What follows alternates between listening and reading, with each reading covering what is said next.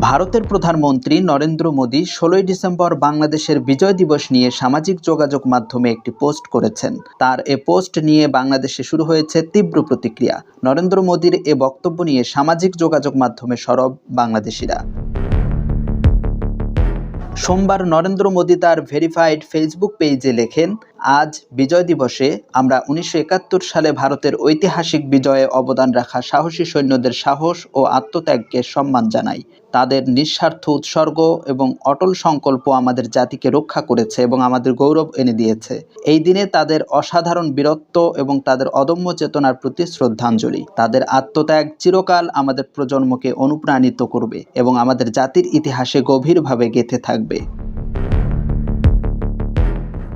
নরেন্দ্র মোদী ছাড়াও অনেক ভারতীয় এমনকি দেশটির গণমাধ্যমগুলো এটিকে ভারতের বিজয় হিসেবে দাবি করছে। পাকিস্তানের বিরুদ্ধে বাংলাদেশের বিজয়কে ভারতের বিজয় বলে ভারতীয়দের এমন প্রচারণায় বাংলাদেশের সর্বস্তরের নাগরিকদের মধ্যে ক্ষোভের সৃষ্টি হয়েছে।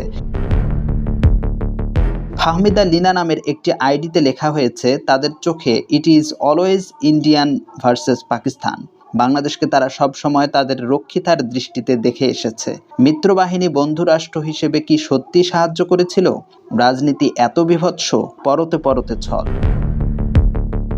নরেন্দ্র মোদীর বক্তব্যের প্রেক্ষিতে আজাদুল ইসলাম আদনান নামের এক সাংবাদিক তার ফেসবুক ওয়ালে লেখেন, রক্তক্ষয়ী যুদ্ধে ৩০ লাখ প্রাণ দিলাম আমরা, আমাদের ২ লাখ মা বোন হারালো ইজ্জত, আর বিজয় দিবস নাকি ভারতের? এটা তো রীতিমতো বাংলাদেশের অস্তিত্বকে অস্বীকার করা।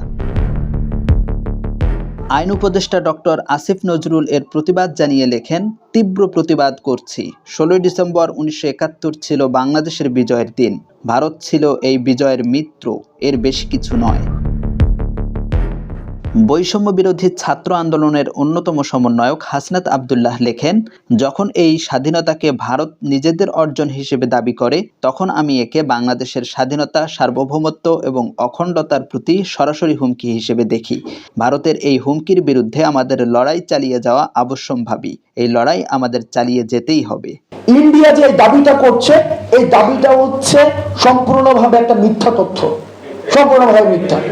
আমি আজকে এই স্ট্যাটাসের পরে গত ১৬ ডিসেম্বরে মোদির স্ট্যাটাস দেখেছি, আমি রাহুল গান্ধীর আজকে অবস্থান দেখেছি, আর গত ১৬ ডিসেম্বরও দেখেছি, তার আগেও দেখেছি। প্রতি বছরই তাদের স্ট্যাটাস, তাদের অবস্থান মুক্তিযুদ্ধকে নিয়ে এটাই ছিল। এই যে একটা ক্লেম করছে আমাদের জাতীয় অর্জনকে ভারত বা একটা বিদেশি, সেটা হচ্ছে কি এটাকে অ্যাপ্রোপ্রিয়েট করছে, এটাকে আমরা মিস অ্যাপ্রোপ্রিয়েট বলছি, এটা মিস অ্যাপ্রোপ্রিয়েট করেছে।